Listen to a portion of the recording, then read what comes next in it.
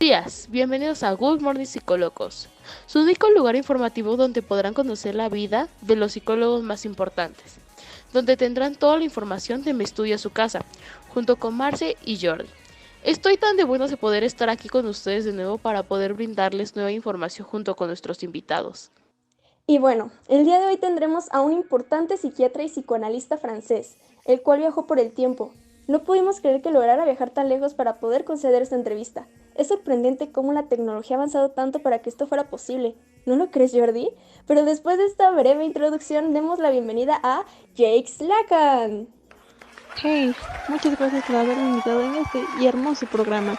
Pero todos se ven chulos, hermosos y preciosos. De nuevamente, gracias. Me siento una estrella. ¿Cómo te encuentras el día de hoy? Muy bien, Marce. Muy contento de poder estar aquí con ustedes y poder resolver todas las dudas que tienen sobre mí.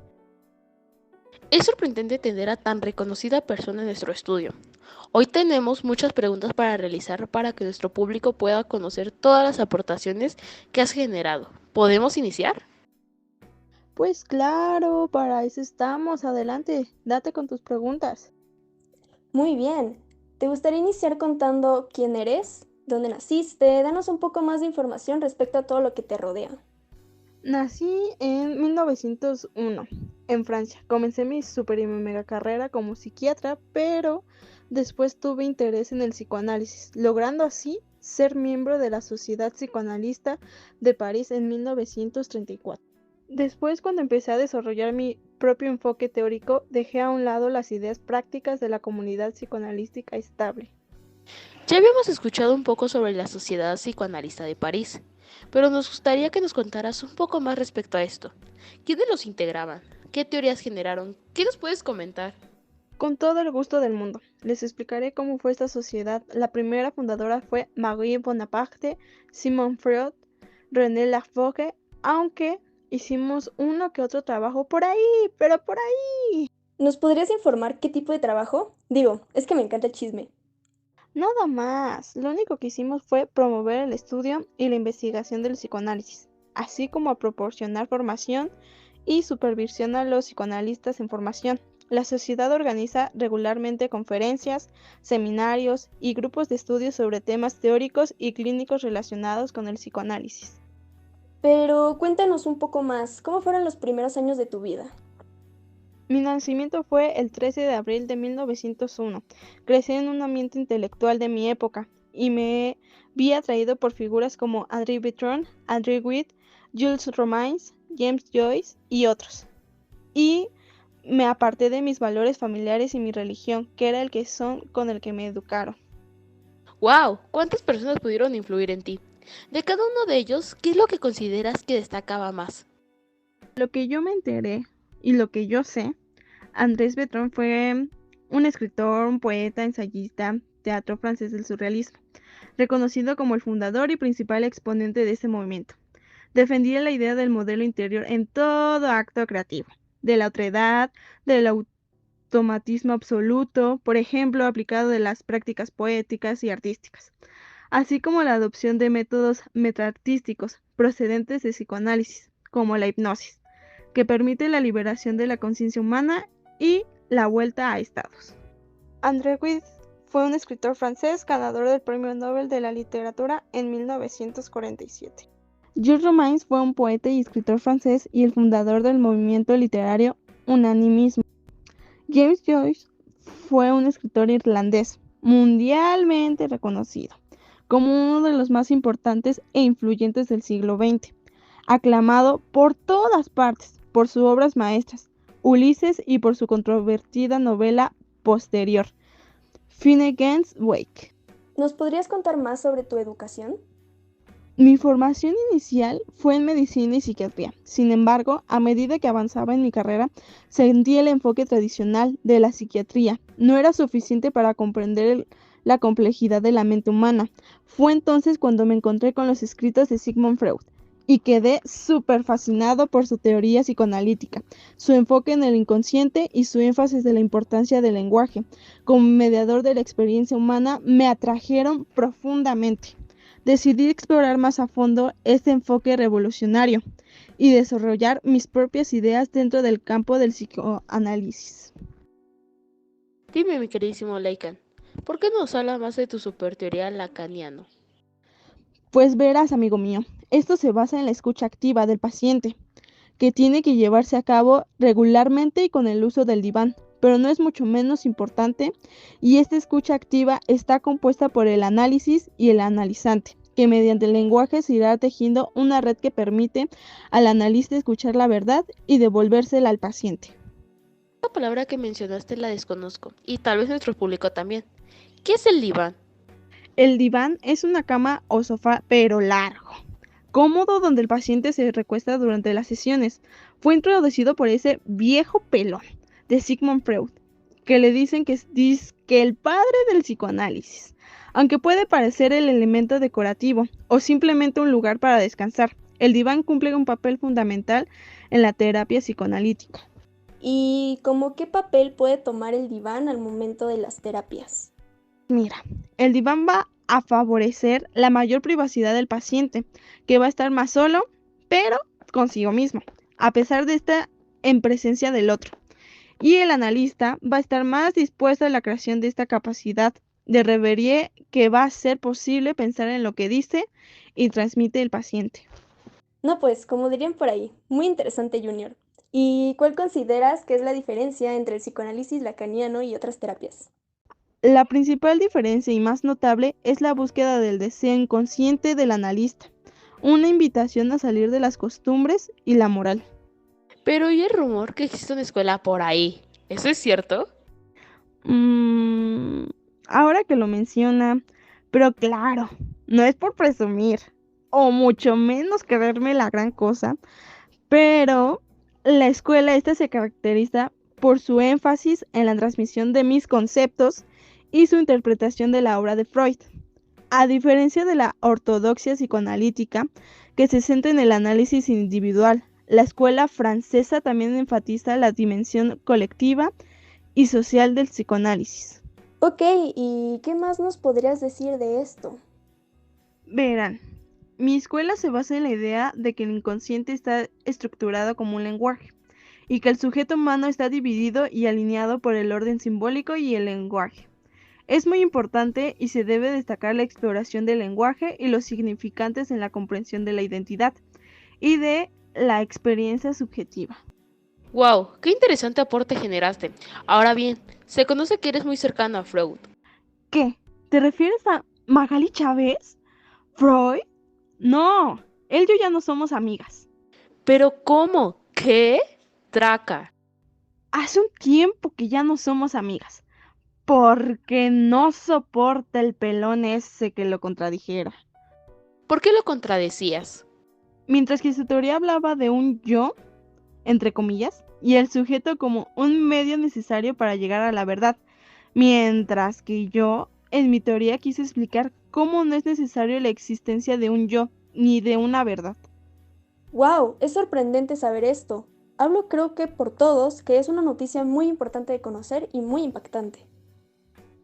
Al final, mejor decidimos seguir nuestras propias ideas de manera tan individual, puesto que ya de esta manera pude desarrollar más mis propias ideas. Ahora, todos los que no conocen a Freud, les contaremos un poco quién es él y qué aportaciones hizo. Sigmund Freud es el fundador del psicoanálisis. Su clínica acompañó sus investigaciones y su obra se extendió y desarrolló durante muchos años. Es indudable que el campo psi cambió a partir de sus escritos. Muchos autores lo han continuado, pero la obra de Freud es tan vasta y polémica que incluso entre sus seguidores no hay acuerdos. Así, diferentes líneas de trabajo, incluso opuestas entre sí, afirman entonces que si Freud estuviera vivo, hubiera llegado a postular lo que esas mismas líneas plantean. Por otro lado, existen diferentes interpretaciones de lo que dijo Freud. Viejo panzón, no soportaba que no estuviéramos de acuerdo con él. Yo renové el mundo psicoanalítico, tanto en términos teóricos y clínicos, abriendo el diálogo con otras disciplinas como la antropología, lingüística, matemáticas y la física. Disculpa, pero ¿qué es el Pisi? Bueno, Jordi, La práctica supervisada de investigación, donde ésta permite a los alumnos pueden ejercer un rol como preprofesional en investigación bajo condiciones de supervisión y en el marco de una experiencia de inserción práctica. Oh, ¿acaso, compañía, sabes el por qué el psique tiene alas de mariposa? Claro, y obviamente que sé, lo tengo súper claro. Todo comienza desde sus orígenes, está ligado a la idea que tenían los romanos sobre el alma. Ellos creían que cuando una persona moría durante la última exhalación, su alma dejaba el cuerpo en forma de mariposa. Ahora, ¿nos podrías contar más respecto a cuando, no sé, nació el psicoanálisis? El psicoanálisis es una teoría sobre el funcionamiento de la mente humana y una práctica terapéutica. Fue fundado por Sigmund Freud entre 1885 y 1939 y continúa siendo desarrollado por todos mis compañeros psicoanalistas, por todo el mundo. Y dime, mi querido y buen amigo Laika, ¿cómo fue todo este rollo? ¿Cómo es que se supone que surgió todo esto del psicoanálisis?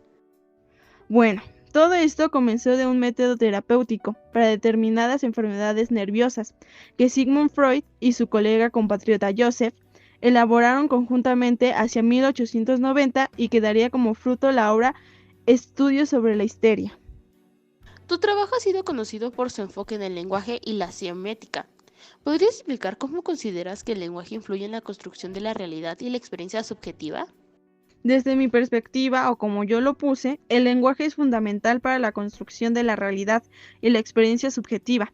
Creo que el lenguaje no es simplemente un medio de comunicación, sino que también es un sistema simbólico que da forma a nuestra comprensión del mundo y de nosotros mismos. A través del lenguaje asignamos significado a nuestras experiencias y construimos narrativas sobre quiénes somos y cómo nos relacionamos con los demás. Sin embargo, también sostengo que el lenguaje es inherentemente insuficiente y que siempre hay una brecha entre lo que intentamos comunicar y lo que realmente expresamos. Esta brecha es lo que llamamos lo real, según un aspecto de la experiencia humana que escapa a la simbolización y siempre está más allá de nuestro alcance completo.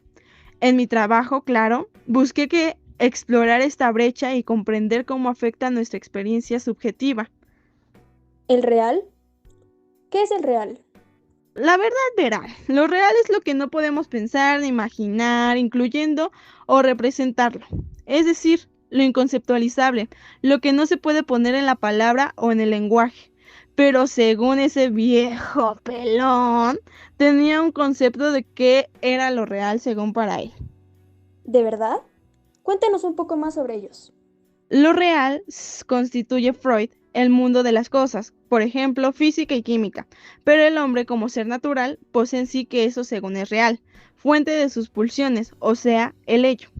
Para mí, por lo contrario, el ello constituye un real en la medida que jamás se puede simbolizar. Se ha hablado mucho sobre la dificultad de comprender su trabajo y su estilo de escritura. ¿Podrías comentar algo respecto a esto? Eso es, pero muy cierto. Me han reprochado una y mil veces al hablar y escribir de una manera que solo los iniciados pueden comprender, pero considero que el psicoanálisis no es algo simple y que las vías por las cuales se llevan a cabo esta acción de la palabra requieren mucha práctica y paciencia. La técnica consiste en saber medir la ayuda que se brinda al analizante, lo cual hace que el psicoanálisis sea muy fácil. Mi objetivo es que los lectores se preocupen por comprender lo que Freud quiere decir y que lean su obra con sinceridad. Una de tus contribuciones más conocidas es el concepto de el otro. ¿Podrías explicar brevemente qué significa este concepto y cómo se relaciona con el psicoanálisis? Claro, el concepto del otro es fundamental en mi teoría. Se refiere a la idea de que nuestra identidad y nuestra comprensión de nosotros mismos están en gran medida determinadas por nuestras interacciones con los demás y con el lenguaje.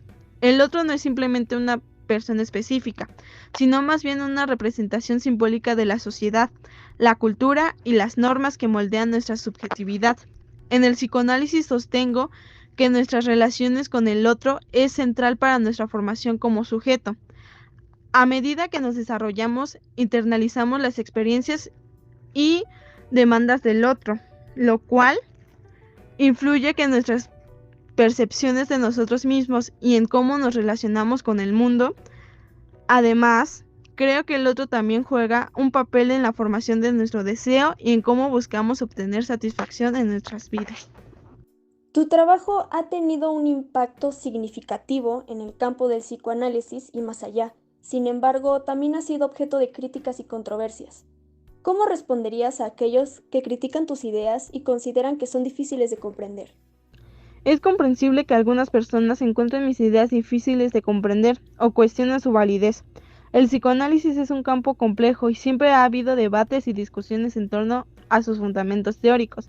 La verdad, reconozco que mis escritos pueden ser densos y abstractos en ocasiones, pero siempre he buscado desafiar los conceptos establecidos y abrir nuevos caminos en el campo del psicoanálisis. Sin embargo, también creo que es importante reconocer el psicoanálisis. No se trata simplemente de entender mis ideas o teorías en particular.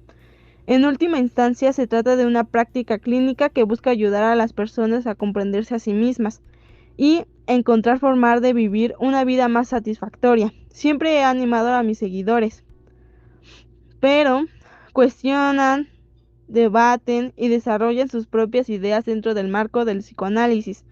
Creo que las diversas enfoques y perspectivas enriquece el campo y nos ayuda a seguir creciendo y evolucionando.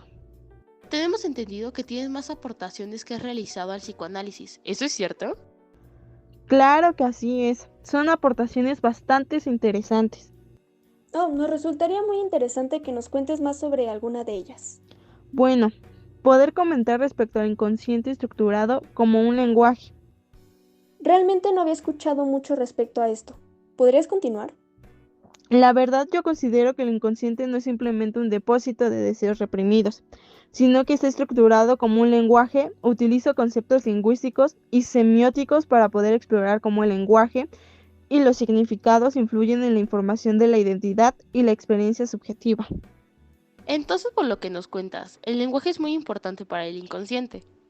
No, de verdad, así como lo oyes, Jordi, el inconsciente está estructurado como un lenguaje. ¿Y qué nos podrías hablar respecto al orden simbólico? Con orden simbólico me refiero al conjunto de significados y normas compartidos que rigen la vida social y cultural, y este orden simbólico influye en la forma en que nos percibimos a nosotros mismos y a los demás y cómo nos relacionamos con el mundo. ¿Qué nos podrías decir sobre el objeto? Introduce el concepto del objeto A en mi teoría, representando el objeto perdido o inalcanzable que causa el deseo. Este objeto puede ser tan físico como simbólico y se convierte en un foco de atracción y obsesión para el sujeto.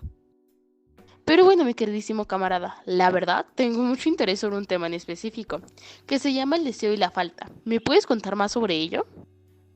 Mire, mi estimado y especial y queridísimo amigo Jordi. Este tema sostiene que el deseo humano está ligado a la falta. Según el deseo surge a partir de una sensación de carencia o falta primordial que experimentamos desde el nacimiento. Esta falta se origina en la separación del bebé respecto a su unidad con la madre y la pérdida del objeto de satisfacción plena. La falta es lo que impulsa al sujeto a buscar la satisfacción de sus deseos. Sin embargo, argumento que el deseo nunca puede ser completamente satisfecho o cumplido, ya que siempre hay un elemento de insatisfacción o incompleto presente en él. Esta insatisfacción es lo que llamo falta estructural. Nos parece interesante el tema sobre el lenguaje y la alineación. ¿Qué podrías mencionar respecto a eso? Verás, el lenguaje tiene un efecto alineante en el sujeto, al entrar en el orden simbólico y adquirir el lenguaje. El sujeto se separa de su experiencia directa y se va atrapado en una red de significantes y significados que moldean su sentido de sí mismo. También considero que el lenguaje es fundamental en la constitución del sujeto humano. Sostengo la idea de que el lenguaje no solo es un medio de comunicación, sino que también moldea nuestras experiencias y nuestra forma de pensar. Es lo que nos permite acceder a la realidad y estructurar nuestra experiencia psíquica. Y con lo de la línea de pensamiento me refiero a la forma en que ves los significados se articulan en el lenguaje y cómo se transmite a través de la discursión. No es simplemente una herramienta neutral para comunicar ideas, sino que está a cargo de significados inconscientes y simbólicos que influyen en nuestra comprensión del mundo y en nuestra identidad. Bueno, Podemos decir que resulta completamente interesante todo lo que hoy se comentó y estoy segura que nuestros espectadores se llevarán un nuevo conocimiento. Estamos seguros que sí, Marce. El día de hoy tuvimos claro que es importante buscar la gran diversidad de teorías, porque gracias a ello podemos interpretar de diferentes formas las cosas. Ahora bien, mi queridísimo Laikan, espero que tu tiempo con nosotros haya sido ameno, por lo que debemos de decir que nosotros disfrutamos mucho este programa y agradecemos todo el conocimiento que hoy pudimos adquirir. Ay, gracias a ustedes, nenis. En verdad les agradezco mucho para que me invitaran en ese programa, para que pudieran interesarse un poco más sobre mis teorías y comprenderlas mejor. Y si ya está, que no las conocían, pues ahora ya las conocen. Y estoy seguro que podrán informarse más en alguna de las que se mencionó. Si su interés se enfocó en una de ellas, recuerden, como se los menciono a mis seguidores, hay que cuestionar, debatir y desarrollar sus propias ideas dentro del marco del psicoanálisis. Definitivamente, mi querido Laika, muchas gracias por todo, pero es momento de despedirnos. Esperemos que disfrutaran el programa de hoy y los esperamos en el siguiente programa con nuestro próximo invitado. Que tengan buen día y hasta el próximo programa. Esto fue Good Morning Psicolocos.